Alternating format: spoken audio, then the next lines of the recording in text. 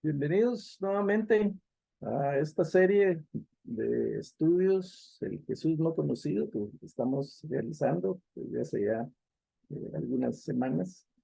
Y estamos estudiando los pasajes de la vida de Jesús, básicamente basados en los evangelios, eh, las partes de su ministerio, de su mensaje, de su vida que pues a veces a simple vista no somos capaces de comprender. En el estudio de la semana pasada poníamos el ejemplo de ciertos pasajes que tienen un eh, pues, significado como que obvio al leerlos, se entienden de una manera, pero tienen unas implicaciones mucho mayores cuando se profundiza en ellos. Y hemos dado algunas pinceladas, podríamos decir, de lo que se le llama el Sermón del Monte, que fue uno de los principales, mejor dicho, es el principal discurso de Jesús. Es el discurso en donde Jesús realmente estableció hacia dónde quería llegar, estableció el estándar que quería para la iglesia que él estaba por formar, para sus verdaderos discípulos. Se le llama el Sermón del Monte, aunque realmente no se sabe si fue en un monte, si fue en una ladera. Algunos opinan que esto es una recopilación que hizo Mateo de los diferentes sermones o discursos que Jesús dio, pero eso es lo que menos importa. Lo interesante es que este sermón Jesús lo dio más o menos en el segundo año de su ministerio, cuando estaba en la cúspide de su ministerio, y pues es uno de los sermones más conocidos, o de los pasajes más conocidos de los sermones de Jesús, el que más se ha predicado tal vez, pero por lo mismo también es el que más se ha aplicado mal o se ha interpretado mal, e incluso el que más ha sido atacado por los detractores del Evangelio, de las Escrituras. Vamos a ver, por lo tanto, las partes, no podemos ver todo el sermón, ya platicamos anteriormente que para hacer un estudio del Sermón del Monte, pues es otra serie de estudios que pues nos llevaría bastante tiempo. Pero estamos tomando los aspectos más importantes, entonces no podemos dejar de hablar del Sermón del Monte, porque fue algo tan importante en el ministerio de Jesús, la cúspide de su ministerio, y sin embargo, pues es un mensaje mal entendido, como ya dije, un mensaje difícil para muchos, aún para muchos cristianos, muchas grandes personalidades del mundo cristiano, no les ha costado entender lo que realmente Jesús está tratando de decir o está tratando de hacer. Vamos a compartir aquí entonces la presentación que hemos preparado para este estudio. Y pues básicamente tenemos el pasaje en Mateo 5. Mateo resume el Sermón del Monte en 3 capítulos, en el 5, 6 y 7. No vamos a ver, obviamente, todos los capítulos, tampoco todo el capítulo 5. Nos vamos a basar en lo más importante de lo que es este sermón.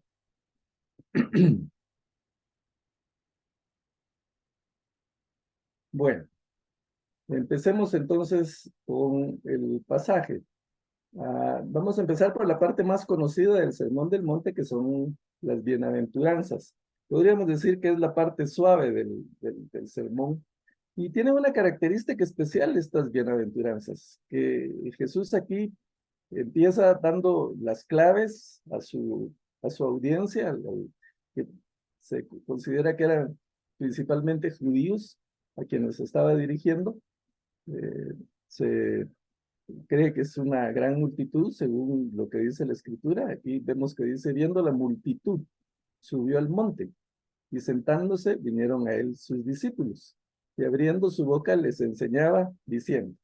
Y empieza con lo que se llaman las bienaventuranzas, porque pues las traducciones de la Biblia así han tomado esta palabra, bienaventurados. La palabra original en el griego es Macarios, y Macarios tiene pues al menos tres significados. Macarios inicialmente significa feliz, alguien dichoso, pero también significa alguien bendecido y alguien realizado. Podríamos decir feliz, bendecido y realizado o pleno. Eso significa bienaventurado. Algunos por eso dicen que bienaventurado significa tres veces dichoso. Pero al final de cuentas, lo que Jesús está dando son claves, tips para poder ser verdaderamente felices. La felicidad es algo, eh, yo creo que todos queremos lograr en la vida, porque la felicidad no es lo mismo que alegría. La alegría es una emoción. Podemos estar alegres en ciertas ocasiones, por ciertas circunstancias, pero la alegría pues obviamente pasa. Sin embargo, la felicidad es un estado permanente de dicha. Y como vamos a ver aquí en el Sermón del Monte, en lo que Jesús dijo, es algo que no depende de las circunstancias, sino cómo reaccionamos nosotros ante las circunstancias. Tampoco depende del hacer, no depende de lo que nosotros hacemos, de nuestras obras, sino depende del ser, lo que nosotros somos, lo que Jesucristo quiere que seamos, y de esa manera podemos estar felices, bendecidos y plenos.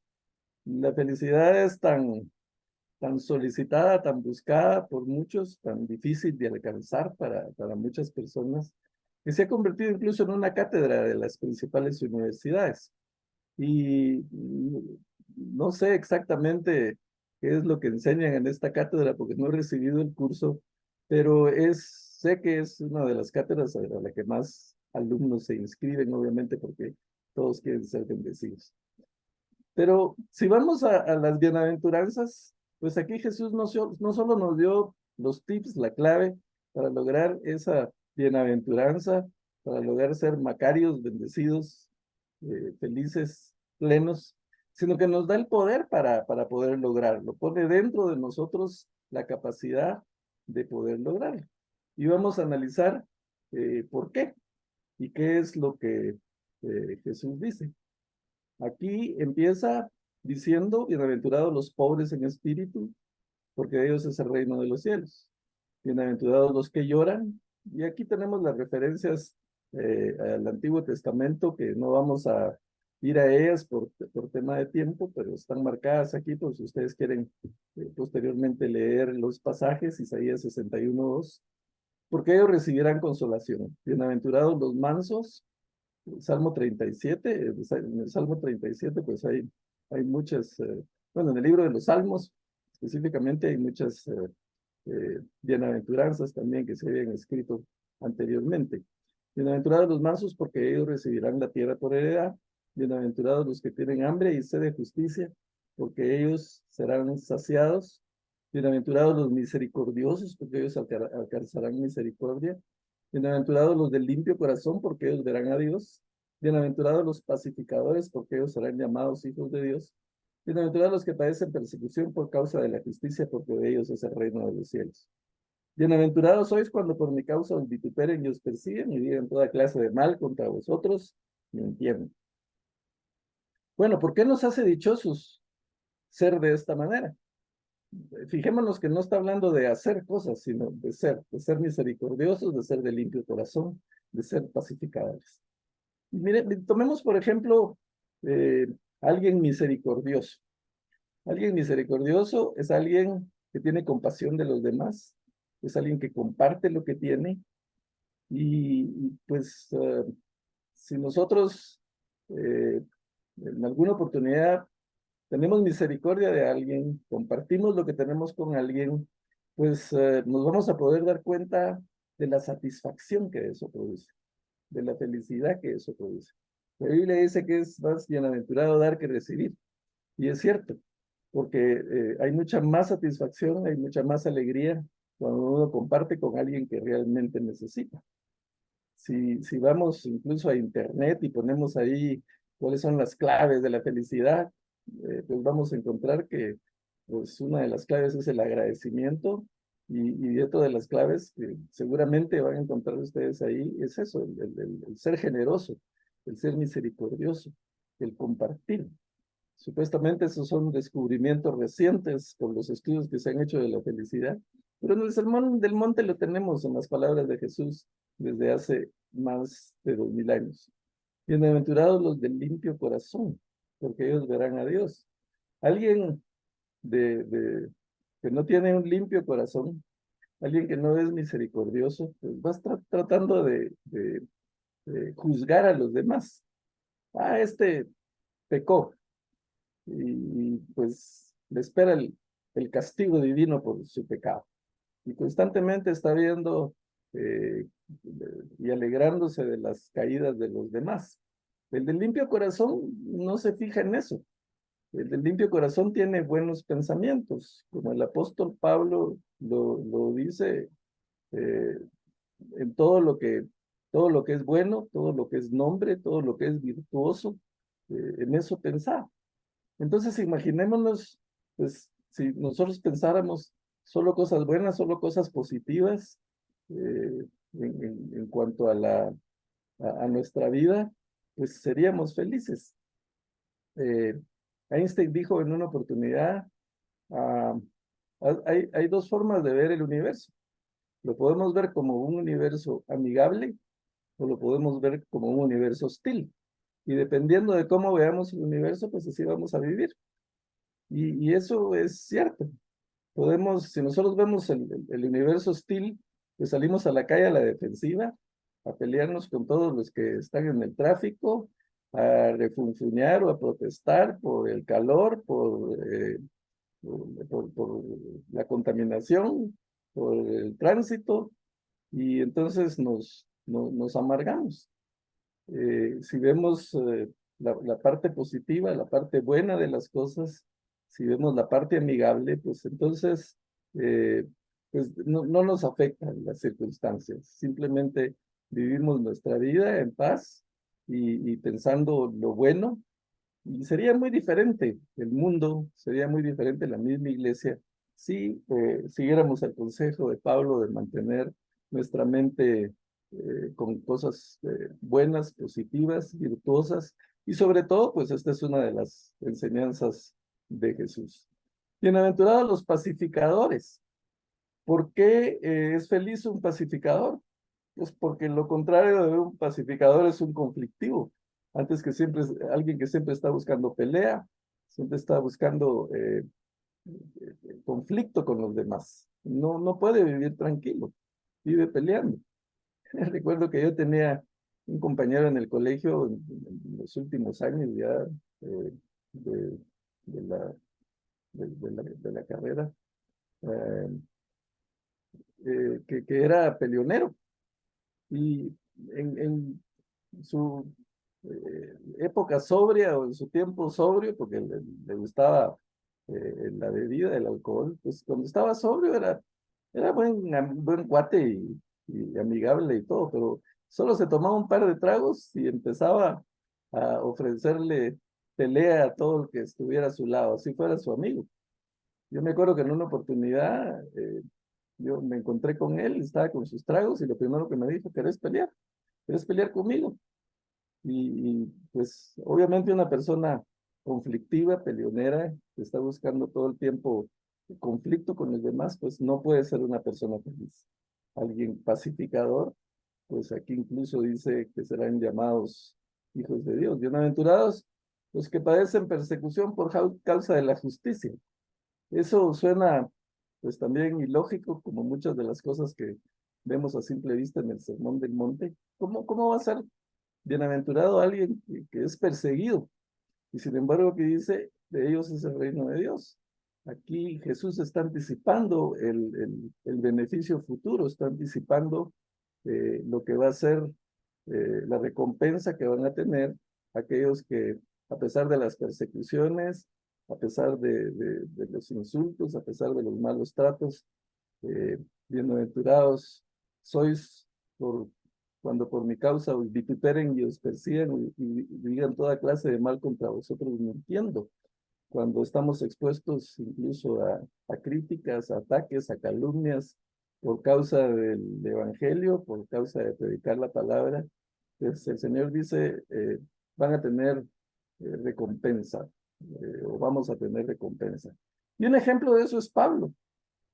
El apóstol Pablo en sus cartas dice, bueno, yo he sido perseguido, yo he sido azotado, yo he estado preso, he estado a punto de naufragar, me han apedreado, me han dado por muerto, me han calumniado, de todo hicieron con Pablo. Y sin embargo, él, desde la cárcel, desde la prisión, en lo que se llama las epístolas de la prisión, él dice, estén siempre gozosos y lo repite 3 veces, siempre, siempre gozosos. En la cárcel, en una mazmorra, húmeda, sucia, oscura, Pablo siente gozo. Y dice, yo estoy gozoso porque estas prisiones van a servir para que muchos vengan al conocimiento del Señor. Entonces Pablo ahí, en medio de la prisión, se siente gozoso, irónico, ilógico, pero así funcionan las cosas en el reino. Y pues también habla de los que lloran, porque ellos recibirán consolación.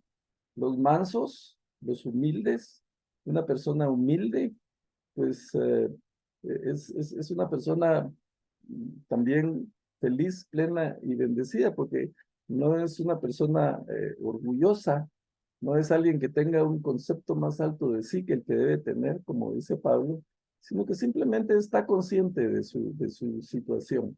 Entonces no se está comparando con los demás, no está envidiando lo que tienen los demás, no se siente superior a los demás y por lo tanto es pleno.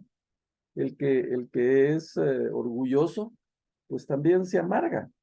Hay una, hay una canción viejita, Desiderata, creo que se llama, que dice, no te compares con los demás porque te volverás vano y amargado, porque siempre habrá personas más grandes y más pequeñas que tú. Y eso es así, nos amargamos cuando somos orgullosos. Entonces, el que es manso, pues dice, recibirá la tierra por heredad. Y los que tienen hambre y sed de justicia, los justos, pues también viven satisfechos. Alguien que es injusto, alguien que hace daño, alguien que sabe que cometió una injusticia con alguien más, pues puede lucir muy tranquilo y muy feliz en apariencia, pero en el fondo de su corazón sabe que ha hecho las cosas mal y no puede tener paz. La Biblia dice también que no hay paz para los impíos. Y bienaventurados los pobres. Se habla de pobres en espíritu, pero pues también los de que tienen una condición económica, un nivel socioeconómico bajo, pues muchas veces son más felices. La mayoría de las veces son más felices, plenos y bendecidos. Se sienten así, mucho más que las personas adineradas. Y no estoy hablando de que sea malo poseer riquezas, no estoy hablando de que sea malo querer superarse y ganar cada día más. El Señor no está en contra de eso. El Señor no dijo que el dinero era la raíz de todos los males. Lo que Él dijo era que el amor al dinero, pues era la raíz de todos los males. El problema no es tener dinero, el problema es poner la confianza en el dinero, volvernos autosuficientes o creernos autosuficientes porque tenemos recursos. Ese es el problema. El Señor dice a los ricos de este mundo, dice las Escrituras, yo les digo que sean ricos en buenas obras y utilicen sus recursos para ayudar a los demás. Qué bueno que alguien que es bendecido, pues se ocupa de compartir, de ayudar a los necesitados, de realmente, pues hacer cosas en favor de los demás. Eso no solo lo hace pleno, no solo lo hace feliz, realizado, eh, entonces, esa persona, pues tampoco estamos hablando de que por lo que está haciendo, que por sus obras va a agradar al Señor, porque la Biblia dice que nuestras mejores obras son como trapos de inmundicia delante del Señor. No, no es por nuestras obras, por lo que vamos a agradar al Señor o vamos a cumplir el estándar del Sermón del Monte, sino por lo que somos en el Señor.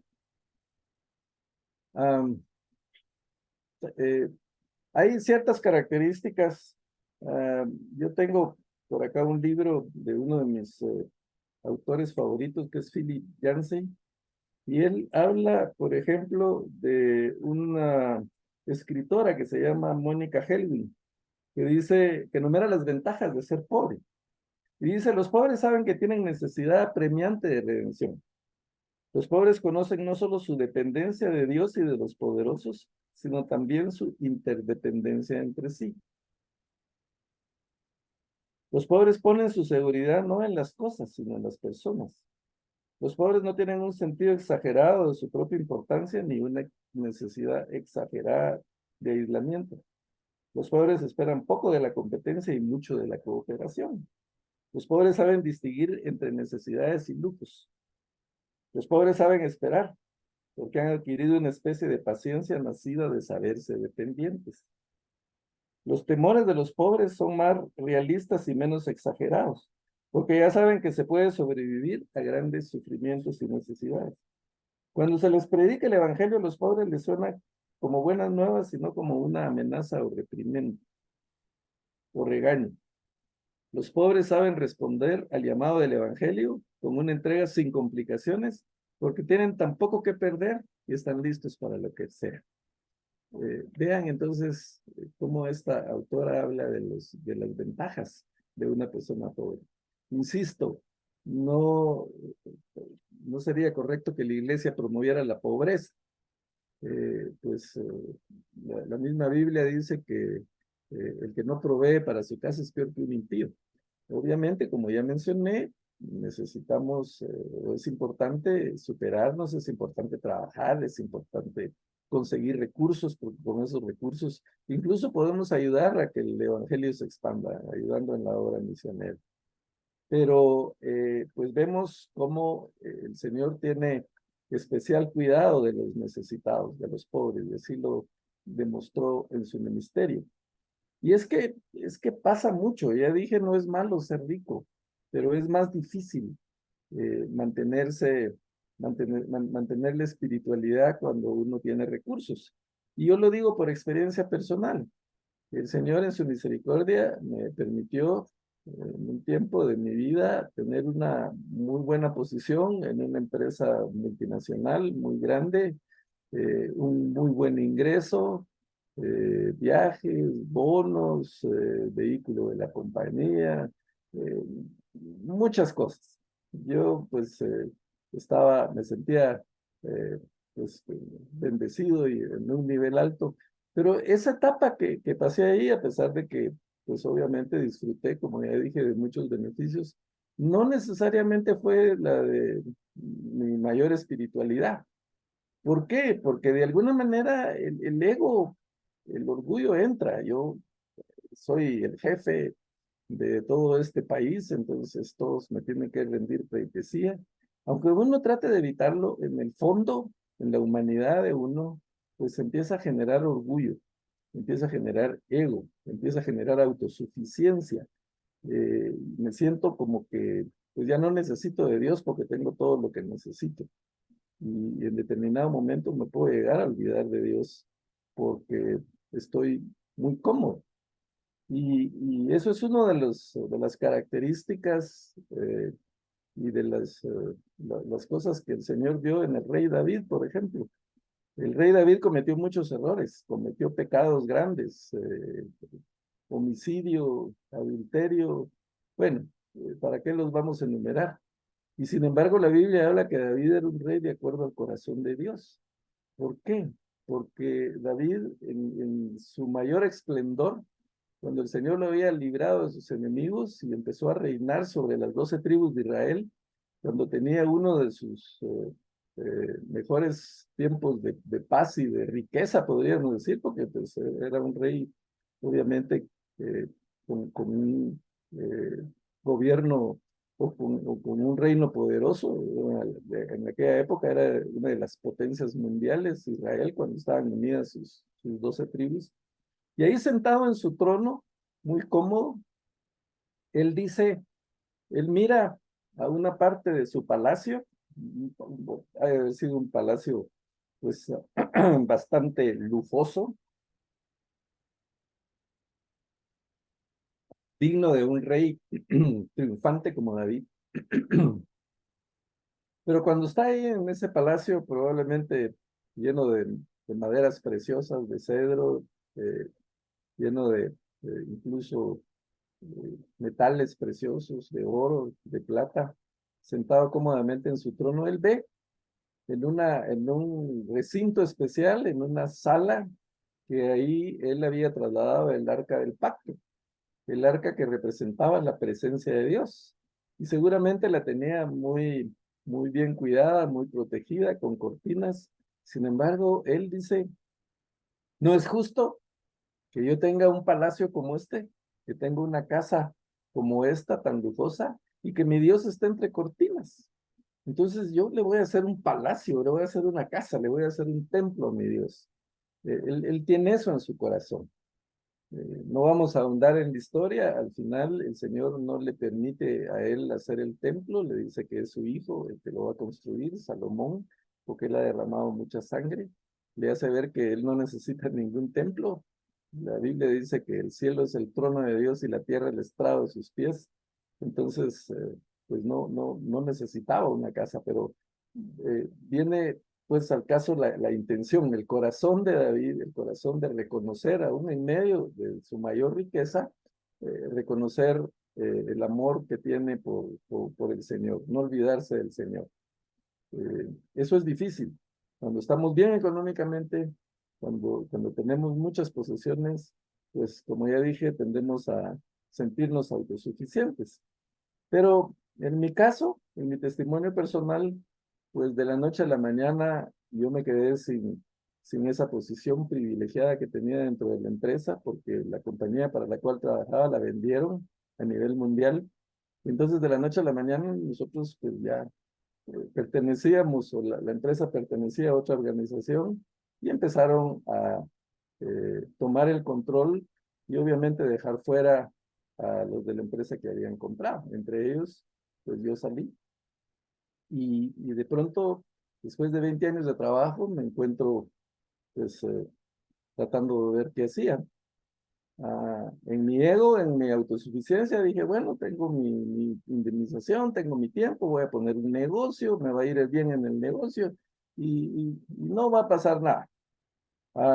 No, les voy a dar todos los detalles, pero al final, después de algunos años, más de 10 años de tener el negocio, pues sufrí un incendio, un atentado, me quemaron uno de los negocios y sencillamente quebré y me volví a quedar otra vez, como decimos, en la calle. Ah, llegó un momento, bueno, me quedé con deudas, con muchas cosas por por ese siniestro, por esa quiebra. Y llegó un momento en que no tenía ni para la gasolina. Eh, Recuerdo perfectamente una vez que andaba con mi esposa en un centro comercial y me paré enfrente del cine y empecé a ver a toda la gente del cine y me entró una especie de depresión porque yo no tenía para entrar al cine, para la entrada del cine. O a lo mejor sí me alcanzaba para entrar al cine, pero no me alcanzaba para los poporopos y las bebidas, que es lo más caro que hay en los cines. Eh, pero esa situación, ese bajón, por decir así, que me dio el Señor, ha sido de gran bendición para mi vida. No tienen idea ustedes del aprendizaje que he recibido en estos años, que podríamos decir de carencia económica, pero de satisfacción plena. Yo le digo a mi esposa, yo nunca me he sentido pobre, no me he considerado pobre, yo me he considerado inmensamente rico, inmensamente dichoso, aunque no tenga dinero, porque el no tener dinero es una situación temporal, pero la pobreza es un estado mental permanente. Entonces yo, por la misericordia del Señor, me siento pleno y bendecido. Y me siento así porque en medio de la falta de dinero, el Señor ha sido bueno con nosotros, ha sido misericordioso, no nos ha faltado nada. E incluso hemos tenido la oportunidad de pasear, de hacer viajes al extranjero, Hace un par de años mi hija y mi yerno nos invitaron a irnos de vacaciones a México, a Playa del Carmen, nosotros sin dinero, pero disfrutando, y les confieso que disfrutamos más. En mi época, que yo me pagaba los viajes, pues íbamos eh, más de 2 veces al año de vacaciones al extranjero, pero yo no recuerdo haber disfrutado tanto los viajes como cuando se disfrutan, sabiendo uno que la provisión vino del Señor. Ah, en unos días, a final de mes, pues también nos vamos de viaje. eh, no tenemos los recursos para hacerlo, pero una sobrina que vive en Estados Unidos me llamó hace un par de meses y me dijo, tío, quiero que vengan a mi casa, quiero que vengan aquí a pasear con nosotros. Y yo le dije, mi hija, te agradezco mucho, yo también quiero ir, me encantaría, pero en este momento no tengo los recursos. Y me dijo, tío, no se preocupe, yo le mando el boleto, yo le mando todo para que se vengan y disfruten aquí con nosotros. Y cumplió, me lo mandó y vamos para allá y vamos a disfrutar, si el Señor nos permite ir, por supuesto. Pero, pero viene a la misericordia del Señor, al aprendizaje que he tenido. Y hace unos días platicaba con mi esposa que cuando hemos tenido el agua al cuello, cuando hemos sentido que ya va por aquí el agua y que ya nos vamos a ahogar, ahí es justamente cuando el Señor interviene. Ahí es cuando Él provee con su mano poderosa. ¿Qué le cuento de las enfermedades? Hemos pasado por enfermedades serias de miles de quetzales. Al menos han habido 2 crisis de enfermedad que nos han costado alrededor de 60,000 quetzales. En esta época en que no tenemos un seguro médico, en que no tenemos un ingreso que permita pagar eso. Y pregúntenme cómo se han pagado. No lo sé. El Señor ha dado la provisión. Ni siquiera me pongo a hacer cuentas porque sé que no me van a cuadrar. Yo no sé de dónde ha salido los recursos para pagar, pero el Señor nos ha bendecido de esa manera. Y ha sido un proceso de enseñanza de que cuando realmente dependemos del Señor, es cuando vemos su amor, cuando vemos su misericordia, cuando vemos realmente su mano poderosa, cuando vemos su gracia. Y de eso se trata la felicidad. De eso se trata de las bienaventuranzas. No de lo que nos pasa, no de las circunstancias, sino cómo reaccionamos ante lo que nos pasa. Cómo respondemos al Señor. Respondemos con agradecimiento, respondemos con fe. El no tener y de pronto recibir nos hace mucho más agradecidos. Y como ya dije, una de las principales claves para ser felices es el ser agradecido, el reconocer, el levantarnos cada mañana y poder agradecer por la luz del sol, por el aire que respiramos, que es gratis, por la naturaleza, por la vida, por la salud, por la familia, por tantas, tantas bendiciones que podemos agradecer y que muchas veces pasamos desapercibidos. El ser justos, pues obviamente también da felicidad, como ya lo mencionamos. Y entonces encontramos aquí la clave, podríamos seguir platicando de esto y comparando las palabras de Jesús con lo que dice la neurociencia o con lo que dicen los gurús de la felicidad, y nos vamos a dar cuenta que estas reglas están por encima de todo lo que se pueda pensar y lo que se pueda creer.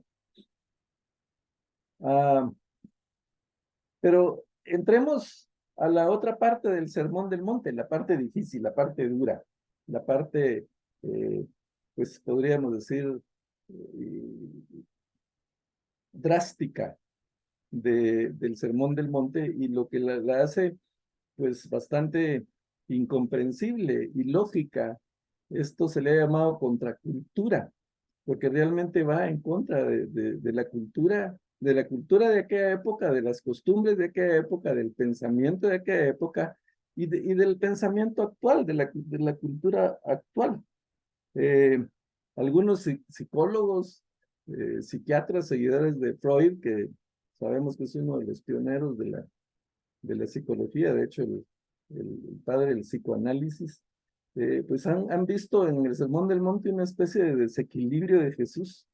No les cabe en la cabeza que pueda hacer estas exigencias. De hecho, lo han llamado como un masoquismo moderadamente consentido por el pueblo. Y es que los psicólogos, pues, hasta tienen un síndrome Cuando una persona se sacrifica por los demás o se preocupa más por los demás que por sí mismo, ellos le han puesto el síndrome del Mesías. Y obviamente se preocupan de cuidar o de quitar ese síndrome porque es perjudicial para las personas, porque no les hace sentido lo que Jesús está diciendo. Y es que él dice, oíste que fue dicho ojo por ojo y diente por diente. Una vez más, aquí tenemos las referencias a donde estaba eso en la ley de Moisés, en el Antiguo Testamento, en el Éxodo, en Levítico, en Deuteronomio. Y dice, pero yo os digo, no resistáis al que es malo, antes a cualquiera que te hiere en la mejilla derecha, vuelve también la otra. Y el que quiera ponerte a pleito y quitarte la túnica, déjale también la capa. Y a cualquiera que te obligue a llevar carga por una mía, ve con el dos. Al que te pida, dale, y al que quiera tomar de ti prestado, no se lo reduces. Eso parece bastante ilógico. ¿Cómo así? Eh, alguien me agrede en la calle, me bofetea y yo no me puedo defender, no puedo poner resistencia. Al contrario, tengo que poner la cara para que me siga pegando. Ah, si alguien me roba el celular, por ejemplo, pues yo le tengo que dar mis zapatos también, mi billetera. No me la está pidiendo, pero yo se la doy porque eso es lo que dice el Sermón del Monte. Y si alguien me obliga, alguien en el trabajo, en la oficina, o en cualquier parte me explota, me paga mal, me obliga a hacer más trabajo de lo debido, a trabajar 12, 14 horas diarias y me paga una miseria, pues yo no tengo que trabajar 12 o 14 horas, sino 18, y no me importa, porque eso es lo que dice, si alguien te obliga a llevar la carga por una mía, ve con el dos. Y también, pues a cualquiera que me pare en algún semáforo o al que me pida alguna limosna le tengo que dar, o si alguien me pide 1000 quetzales prestados, pues no le puedo decir que no, y no me importa si me los devuelve o no me los devuelve, yo se los tengo que dar aunque no tenga. Aparentemente eso es lo que el Señor está diciendo. Y obviamente eso parece un desequilibrio, eso parece masoquista. Una maestra universitaria en Texas, en una universidad de Texas, pues puso a sus alumnos a hacer una composición sobre el Sermón del Monte. Y pues ella esperaba que los alumnos le contestaran o le hicieran la composición apegados a lo que las escrituras dicen, considerando que sus alumnos podrían tener ese conocimiento o manejar las escrituras. Y sorprendentemente, las respuestas que los alumnos le dieron a esta maestra Virginia Steen Owens fueron las siguientes. En mi opinión, la religión es un gran engaño, le dijo uno. Otro dijo, hay un viejo dicho que afirma que uno no debe creer todo lo que lee y se aplica a este caso. Lo que las iglesias predican es extremadamente riguroso y casi no deja espacio para divertirse sin pensar si es pecado o no. Otro dijo, no me gusta la composición Sermón del Monte. Fue difícil leerlo y me hizo sentir como que si tuviera que ser perfecto y nadie lo es. Lo que se pide en este sermón es absurdo. Mirar a una mujer es adulterio. Es la afirmación más exagerada, estúpida y inhumana que jamás he leído. El Sermón del Monte fue ofensivo, fue ilógico, fue tonto para mucha de la gente de la época en que se predicó, en la época que se dio. Pero curiosamente, 2000 años más tarde, muchos siguen pensando lo mismo de lo que es el Sermón del Monte, porque no están claros de lo que Jesús quiere. Jesús nos manda a hacer cosas prácticamente imposibles. No son cosas difíciles, son cosas prácticamente imposibles. Oíste que fue dicho, amarás a tu prójimo y aborrecerás a tu enemigo. Pero yo os digo, amad a vuestros enemigos, bendecid a los que os maldicen, haced bien a los que os aborrecen y orad por los que os ultrajan y os persiguen, para que seáis hijos de vuestro Padre que está en los cielos, que hace salir el sol sobre malos y buenos y que hace llover sobre justos e injustos. El tráfico en nuestro país todos sabemos que está terrible. A mí me estresa ya salir en las horas pico porque todo el mundo va tenso, todo el mundo va peleando, todo el mundo le echa el carro a otro. Ah, y hace unas semanas pues íbamos con mi esposa y los nietos, por alguna razón nos había tocado llevar a los nietos, a los tres nietos chiquitos a un lugar. Entonces yo me quise cambiar de carril, vi que había espacio entre el carro que venía atrás, entre el auto que venía atrás, entonces puse el pidevías para, para, para que me dejara pasar. Pero la cultura, por lo menos en nuestro país, aunque sé que en la mayoría de países de Latinoamérica es muy similar, pero aquí cuando a alguien le ponen el pidevías, lo que entiende, no sé si eso lo enseñan en las escuelas de manejo actualmente, pero lo que entienden es que debe pisar el acelerador y echarle el carro encima al otro. Esa es la instrucción que entiende el de atrás. Y fue justamente lo que pasó. Yo pedí vía para cambiar carril y el que venía atrás, en lugar de frenar, aceleró y me echó el carro. Casi me choca. Quedamos muy cerca. Y encima de eso, baja el vidrio y me dijo una sarta de cosas que no puedo repetir, pero que fueron bastante groseras. Y pues mis nietos que iban atrás oyeron y se quedaron como que, ¿por qué dijo eso? ¿Qué quiero decir? ¿Qué quiso decir con eso? Bueno, ya se imagina.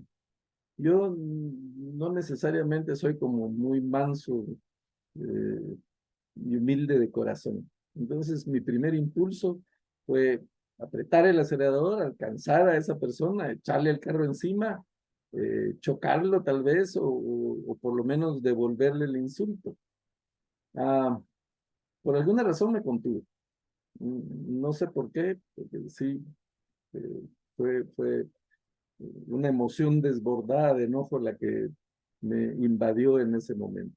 Pero tal vez porque mis nietos iban atrás, o tal vez porque yo le he recomendado mucho a mi hijo que no sea belicoso, que no pelee, porque sabemos que más gente de la que imaginamos anda armada ahora en la calle. Hemos visto en las noticias cómo un pobre repartidor de comida en moto tiene un altercado con alguien de otro vehículo y el otro simplemente saca la pistola, le mete un disparo y lo deja muerto ahí. Y eso, pues, se ve constantemente. O aquellos que se bajan de los vehículos y se van a los golpes.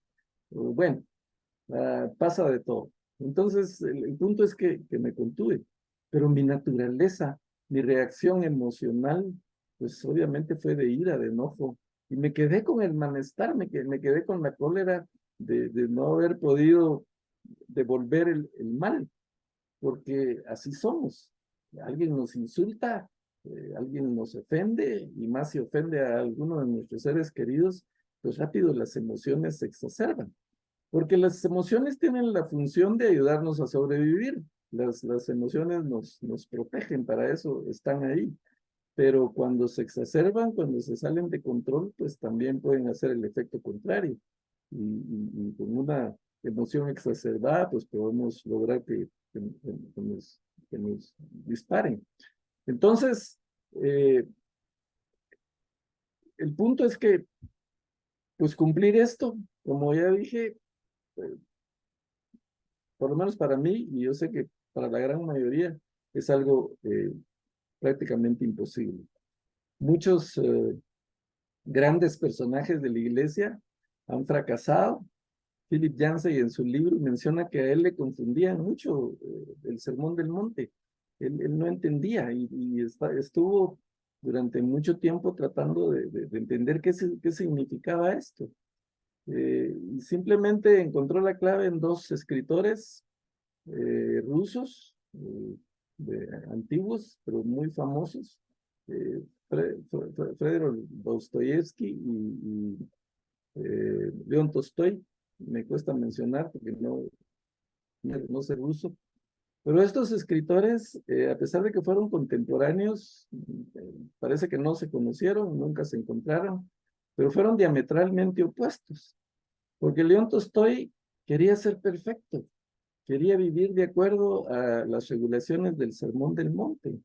Él decidió vivir en pobreza, vendió todo lo que tenía, intentó cumplir esto y al final vivió frustrado y murió como indigente en una estación de ferrocarril. El otro escritor, Dostoyevsky, él era todo lo contrario. Él era un parrandero, jugador, borracho y de todo.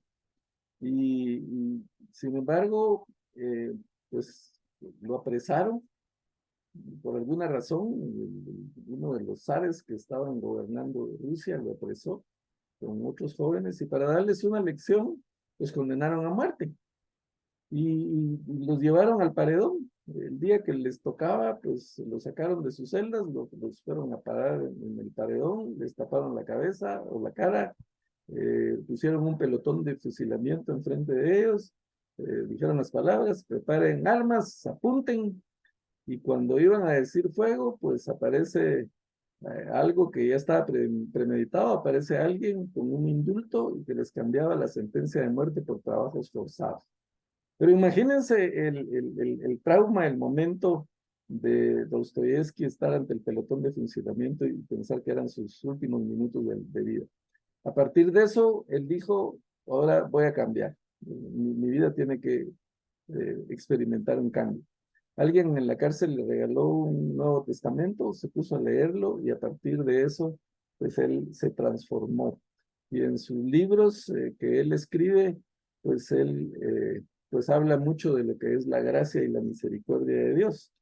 Uno de los pasajes que él dice en uno de sus libros es, si alguien me dijera que Cristo no es la verdad, si alguien me demostrara, dice, que Jesús no poseyó la verdad, entonces preferiría seguir con Jesús que con la verdad. Obviamente ese es un extremo pues Jesús mismo dijo, yo soy el camino, la verdad y la vida, pero él dice que si aún no fuera la verdad, él se quedaría con Jesucristo. De tal manera fue su cambio. Pero no, León Tolstoy no fue el único frustrado, no fue el único que pasó por eso. Han habido grupos, organizaciones, los cuáqueros, por ejemplo, que en determinado momento decidieron no quitarse el sombrero ante las autoridades, pues no hacer ciertas cosas. Los anabaptistas que pues decidieron vivir en ciertas comunidades, renunciando a todo en situación de pobreza. Y ahí se han derivado grupos pues como los menonitas, eh, intentando cumplir las exigencias del Sermón del Monte, intentando sin lograrlo, sin poder cumplirlo. El mismo Martín Lutero era un abogado y prominente, y una vez en el campo, pues se desató una tormenta y un rayo le cayó muy cerquita, casi lo mata. Entonces, lo que primero pensó Martín Lutero es que a dónde hubiera ido yo si me hubiera muerto. A la semana siguiente estaba tocando en la puerta de un convento y queriendo convertirse en fraile.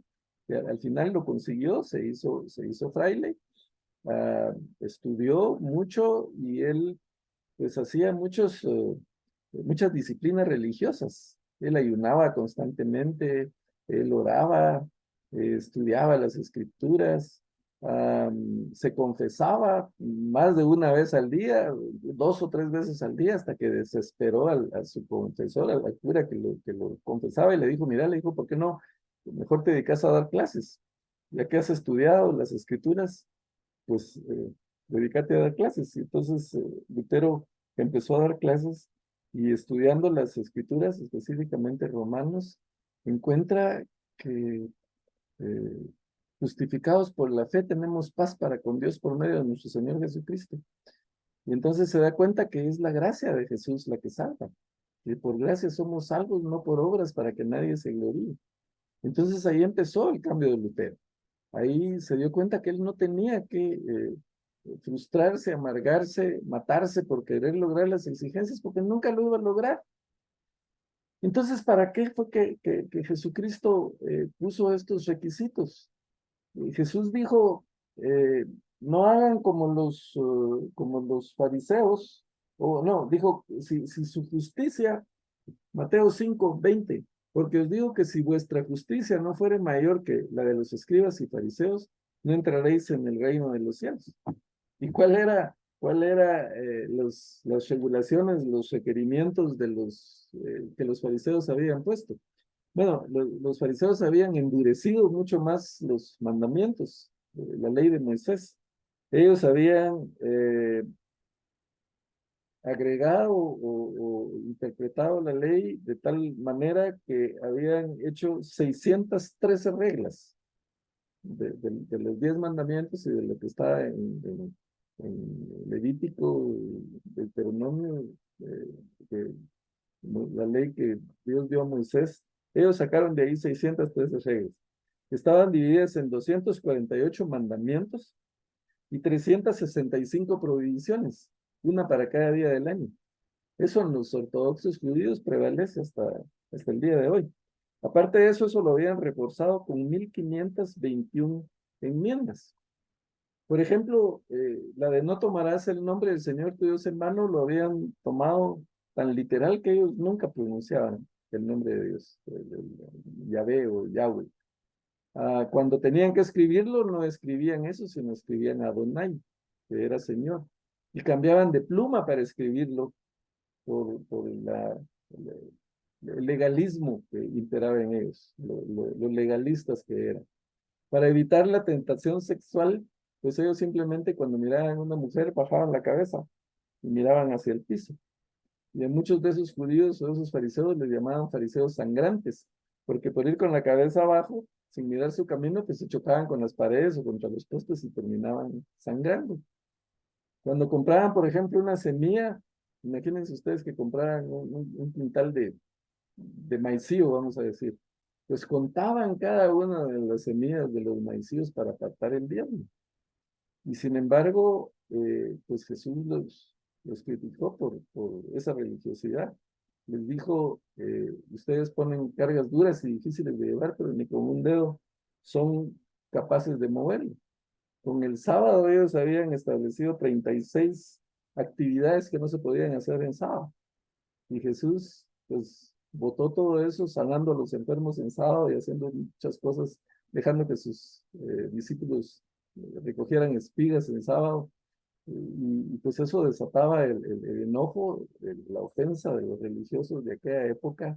Y pues en parte eso contribuyó a que confabularan para llevarlo a la cruz. ¿Por qué debemos amar a nuestros enemigos? Porque dice aquí Jesús, para que seáis hijos de vuestro Padre que está en los cielos, que hace salir su sol sobre malos y buenos y que hace llover sobre justos e injustos. Jesús no hace distinción de personas. Y el Sermón del Monte, pues realmente es el que establece los parámetros entre lo que es un cristiano verdadero y un cristiano nominal, entre la iglesia verdadera y la iglesia nominal. ¿Y qué es un cristiano nominal? Pues alguien que asiste a la iglesia, es alguien que canta, es alguien que ora, es alguien que asiste, pero no existe en el reino de Dios. No es alguien que tenga una relación con Dios. Un religioso, pues también es el que practica todas las disciplinas religiosas, que lee las escrituras, que tal vez está ayuna, que ofrenda, diezma, pero tampoco tiene una relación con Dios, es simplemente una religiosidad. Por eso el Señor dice que cuando sea el juicio final van a venir muchos a decirle, Señor, Señor, en tu nombre profetizamos, en tu nombre echamos fuera demonios, en tu nombre decimos esto y lo otro, y el Señor les va a decir, no los conozco, ustedes son hacedores de maldad. Porque cuando se es religioso, cuando se practican disciplinas espirituales, pero no hay una relación personal íntima con Dios, eso se vuelve hipocresía. Y por eso muchas veces a todos los cristianos nos tildan de hipócritas por la gente que no tiene una relación personal y vive de las apariencias. Así vivían los fariseos. Pero llegando pues a la parte medular o más difícil, más drástica. Dice Jesús, si aman a los que los aman, ¿qué recompensa van a tener? ¿No hacen así también lo mismo los publicanos? Y saludáis a vuestros hermanos solamente, ¿qué están haciendo de más? Así hacen también los gentiles. Los gentiles eran los paganos de aquella época. Sed pues vosotros perfectos, como vuestro Padre que está en los cielos es perfecto. A ver, ¿quién de nosotros se considera perfecto? Más aún, ¿quién puede ser tan perfecto como Dios? Nadie. No hay nadie que pueda ser tan perfecto como Dios. Entonces, Jesús todavía puso más difíciles las regulaciones que los mismos fariseos habían puesto. Y Mateo 5:20, que ya leímos, dice, si vuestra justicia no fuere mayor que la de ellos, no van a poder entrar en el reino de los cielos. Nos ponen normas imposibles y nos ordena cumplirlas. Y también en otra porción, en Mateo 6:8, no sean como ellos, no hagáis semejante a ellos, dice, hablando de los escribas y de los fariseos. Ellos, pues, les encanta orar en las plazas y darse a conocer. Y ustedes cuando oren, enciérrense en su cuarto y en secreto oren al Señor, y su Padre que los oye en secreto, dice, los va a recompensar en público. Y una vez más, la pregunta, ¿qué pretende Jesús? ¿Por qué está poniendo ese estándar tan alto? Pues simple y sencillamente porque ese es el estándar a que Jesús quiere llegar. Eh, Jesús quiere que su iglesia sea diferente del mundo. Jesús quiere que reconozcamos que no podemos alcanzar ese estándar. Jesús de alguna manera nos pone a todos al mismo nivel. Ahí no hay unos superiores a otros. Todos estamos al mismo nivel y estamos a nivel del piso para poder alcanzar ese estándar. Estamos lejísimos, a años luz de poder llegar a la perfección, de poder llegar a ser como Cristo. Y entonces por eso muchos piensan que incluso el Sermón del Monte no es para el tiempo actual, eso es para el reino milenial, eso es para cuando Cristo venga y reine, entonces ya vamos a poder cumplir todo eso. Pero Jesús no está hablando en futuro. En el Sermón del Monte, pues dice muchas cosas en presente. Ustedes son la sal de la tierra. No dice ustedes serán la sal de la tierra, sino son la sal de la tierra. Y muchas cosas así. Cuando eh, tengas algo contra tu hermano, cuando quieras presentar tu ofrenda en el altar y te recuerdas que tienes algo contra tu hermano, ve y reconcíliate con tu hermano antes de que te lleve a juicio, te lleve a los tribunales. Y una vez que te has reconciliado con tu hermano, entonces ven y trae tu ofrenda al altar. En el milenio, cuando Cristo está reinando, yo no voy a tener conflicto con mi hermano, y mi hermano no me va a llevar a los tribunales. No, no va a funcionar así, porque voy a ser el reinado de Cristo. Entonces Jesús no está hablando en futuro, está hablando en presente. Ese sermón del monte es para hoy, como lo fue para hace 2000 años. Ese sermón del monte pretende que reconozcamos la impotencia que tenemos de por nuestras propias fuerzas cumplir el estándar que el Señor requiere. Y esa humildad, ese nivel en el que el Señor nos pone a nivel del piso, no es para humillarnos, sino simplemente es para que hagamos conciencia de su amor, de su gracia, de su misericordia. Porque Él agarró gente que estaba al nivel del piso para su ministerio. Y la prueba la tenemos en Pedro. Pedro, un cobarde, un traidor que negó 3 veces a Jesús, a pesar de que había dicho que él jamás lo iba a negar. Cuando Jesús resucita, lo llama y le dice, ven Pedro, ¿me amas? Y 3 veces le pregunta, ¿me amas? Y cuando Pedro le contesta así, le dice, apacienta mis ovejas. Ah, a ese Pedro Jesús lo escogió para predicar el mensaje a los judíos. E incluso está el famoso pasaje que es el motivo de controversia entre cristianos evangélicos y católicos, en donde Jesús le dice, te digo que tú eres Pedro y sobre esta piedra edificaré mi iglesia. La iglesia católica considera que sobre Pedro está edificada la iglesia, que él es, que Pedro fue el primer papa, la máxima autoridad. Pero nosotros interpretamos diferente, nosotros interpretamos que la piedra es Cristo. Jesús utilizó un juego de palabras que a él le encantaba hacer este tipo de cosas para que la gente recordara lo que él había dicho.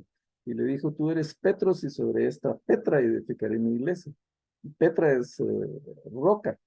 Pero la Petra a la que Jesús se está refiriendo es a la declaración que Pedro le acababa de hacer, porque Jesús preguntó que quiénes decían la gente que él era, y les dice a los discípulos de ustedes quiénes piensan que soy yo, y Pedro es el que contesta, y Pedro le contesta, yo te digo que tú eres Cristo, el Hijo del Dios viviente. Entonces ahí es donde Jesús le dice esta declaración, no te la dio sangre ni carne, sino el Espíritu Santo. Y por eso yo te digo que tú eres Pedro, y sobre esta piedra edificaré mi iglesia. La piedra era la declaración de que Pedro había hecho de que él era el Cristo. Nosotros los evangélicos consideramos que la cabeza de la iglesia es Cristo, que la iglesia está fundada sobre esa piedra, sobre esa roca que es Cristo. Eh, pero a lo que, ¿por qué me desvío con esto? Pues porque Jesús en su infinita amor y misericordia escogió a alguien como Pedro para predicar a los judíos. ¿Y a quién escoge para predicar a los gentiles? Nada más y nada menos que a Saulo de Tarso, un criminal, un asesino, un perseguidor de la iglesia, un fanático religioso, un fariseo de fariseos. Pablo era hijo y nieto de fariseo y él mismo era fariseo. Es más, era un celote. Los celotes eran personas que tenían ese nombre porque eran celosos de sus creencias, de su religión, y que habían sido entrenados para matar y para recuperar la libertad del pueblo de la opresión romana. Y ese hombre es el que Jesús en su gracia y en su misericordia escoge para predicar el Evangelio. Entonces, estamos muy lejos del estándar. Eso es lo que quiere que el Señor, es lo que Jesús quiere que entendamos, que su Padre es perfecto. No puede haber imperfección en Dios. Y nosotros estamos tan lejos de esa perfección eh, que sencillamente no la podemos alcanzar. Pero entonces, ¿cómo podemos llegar a ese estándar? Pues simplemente teniendo la humildad de reconocer que somos indignos, de reconocer la inmensa gracia de Jesús en nuestra vida y de esa manera podemos vivir agradecidos, vivir plenos y vivir dependiendo del Señor para poder acercarnos de alguna manera, luchar por llegar a esos estándares. El mismo apóstol Pablo dice, no que lo haya alcanzado ya, pero prosigo a la meta. Y Pablo estuvo toda su vida luchando por llegar a la meta. Y eso es nuestro objetivo, luchar por ser cada vez más agradables al Señor, por estar en la voluntad de Dios, por tener una intimidad mayor con Él y reconociendo que no podemos solitos, que necesitamos de Él, que necesitamos de su gracia, necesitamos de su amor. Pero tampoco tenemos que frustrarnos si no lo logramos, porque como Lutero descubrió en las Escrituras, la salvación es por gracia y somos justificados por la fe. Y por medio de esa fe tenemos paz para nuestro Señor Jesucristo. Y ese es el Evangelio que el Señor quiere que mostremos, ese es el Evangelio que el Señor quiere que predicamos, que prediquemos. Ese es el Cristo al que servimos, ese Cristo que pone esos estándares tan altos pero que por otro lado pues, es el que nos ayuda para que podamos lograrlos, para que podamos de alguna manera acercarnos a los estándares. Los estándares del Señor son así, así de grandes, así de fuertes, así de estrictos. Nosotros teníamos un grupo de parejas en casa hace un tiempo, estábamos pues, trabajando con los matrimonios con mi esposa, y de pronto una pareja pues ya no asistió a los estudios. Y pues yo hablé con el hermano, el esposo de aquel matrimonio, y le digo, ¿qué pasó? ¿Por qué ya no llegaste? Me dijo, es que yo no puedo llegar a los estándares que la Biblia, las escrituras dicen para el matrimonio. Yo definitivamente me rindo, me declaro incapaz. Entonces, pues, a mí me pareció algo muy sincero, pero pues en el fondo él tiene razón. ¿Qué fue lo que dijo Cristo? Él dijo que debemos amar a nuestras esposas como Cristo amó a la iglesia. yo no puedo amar a mi esposa como Cristo amó a la iglesia. Yo no tengo el corazón puro de Jesús para amar a mi esposa como él nos ama, como él amó a la iglesia. Y él dijo, un mandamiento nuevo les doy, que se amen unos a otros como los amo yo. Yo no soy capaz de amar a mi hermano como Jesús me ama a mí, definitivamente. Pero él quiere que al menos intentemos, vivamos intentando cumplir con esos estándares y ponernos en sus manos y depender de él para que él nos ayude a ser cada día mejor. Así que este es lo que tenemos en el estudio de hoy.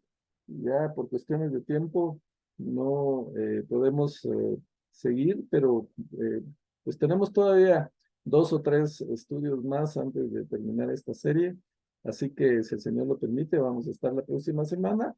Los espero, agradezco su fidelidad al seguir esos estudios y pues estoy para servirles, los dejo descansar, que el Señor los bendiga y pues como dije, si el Señor le permite, seguiremos estudiando.